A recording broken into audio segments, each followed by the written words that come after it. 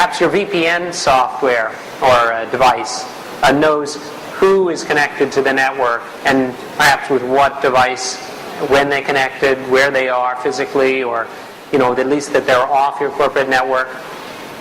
If it can share that information with other security systems in your network, those security systems can use that in making appropriate decisions. For example, your intrusion detection system could decide that particular kind of behavior, port scanning, for example, is perfectly normal for a security admin, but not normal for somebody in finance. And so you're going to be able to have different sets of rules for what is or is not appropriate behavior, depending on the user identity.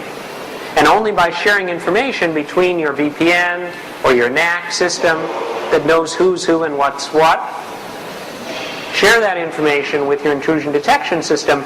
Your intrusion detection system now knows a lot more than it did before, and it's able to fine-tune its response.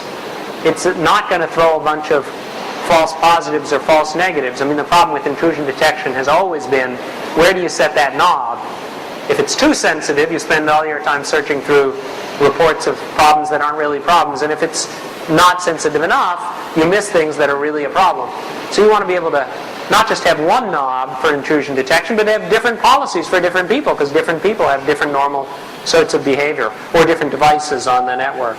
That's just an example with intrusion detection. I could talk about this for hours, and the benefits of linking together your systems and making all of your network security systems share the information that they have about who, what is on the network. Also about threats. Say your intrusion detection system, for example, does discover a problem, and it wants to notify somebody. Well, today all it can do is throw a syslog or send an email, page somebody, and somebody has to wake up in the middle of the night or come into the office and check on it, what's going on. Well, in point of fact, there's so many alerts from intrusion detection systems that we just ignore them, and then eventually we go back later on after the fact and say, I wonder how that guy broke in. Oh, look, here's how it happened. Well, that's very interesting. After the fact. So it's much better if we're able to reduce the level of false positives and false negatives to some manageable level. Then alerts can be shared among your security devices, and your security devices might actually be able to take action on it. For example, your SIM or SEM security incident or event management system can draw conclusions based on what it's seeing from all of these different systems, and then enforcement action can be taken based on that. So your firewalls, your VPN, your other enforcement devices can take enforcement action based on the information that's been gathered in this database. And policies can be shared as well. So this overall concept here is all about coordinating your security. I like to draw an analogy to the armed forces. If the Air Force didn't talk with the Army and didn't talk with the Navy, and none of them would talk together, well, there's a little bit of that goes on, perhaps, but hopefully not too much. They'd end up shooting at each other instead of at the enemy. And that's what we have today with security systems. We've got your intrusion detection, your firewalls, your VPN, your client-side security, your server-side security. None of them talk to each other, and they end up just working cross purposes, not working together. So what we've done is to create standards that have been adopted by quite a few companies now for interworking and sharing information between these different security systems. And each one then gets to do its job better because of that information they have. So this is what the standards diagram looks like. There's this central metadata access point in the center. There's this standard protocol called IF-MAP, which is based on SOAP. No need to reinvent that wheel. And then all of these other systems, which are part of your security environment, and this is just a subset, all get to share information using this central database. And that contrasts with what we had before, which was ad hoc custom integrations between a vendor and a few other partner vendors, or standards like SNMP and syslog that really are not very structured at all, not well designed to solve this problem. Instead, we're able to move to a much neater, and a much more capable system with now. So the benefits for you: stronger security. If you're able to raise the bar on all of your security systems, they become less vulnerable to attacks.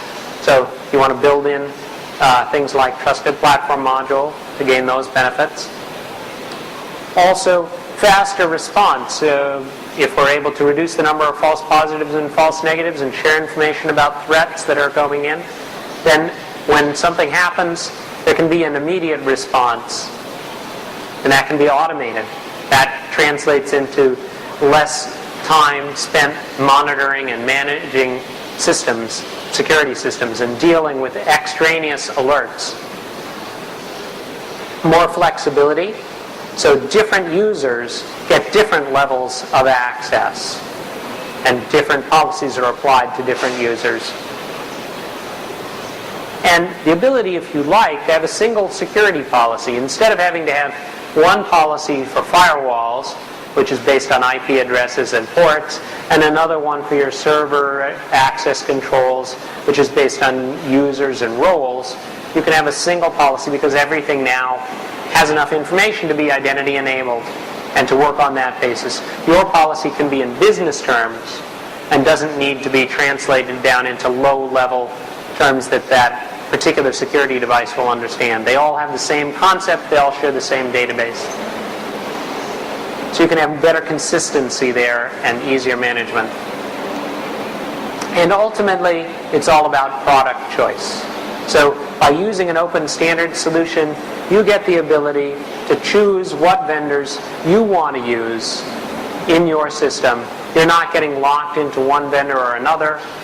And if you do choose a couple of different vendors, their products are then able to interoperate because this is all based on standards. TCG is a standards group, doesn't make products, just makes standards in the vendors.